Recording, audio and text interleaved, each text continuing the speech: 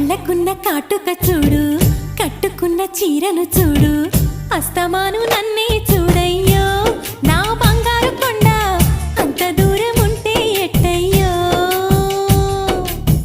చెవులకున్న దుద్దులు చూసా, ముక్కుకున్న ముక్కెర చూసా, చూడమన్నవన్నీ చూశానే. నా పువ్వుల దండ చూపకుండా ఎన్నో దాచావే.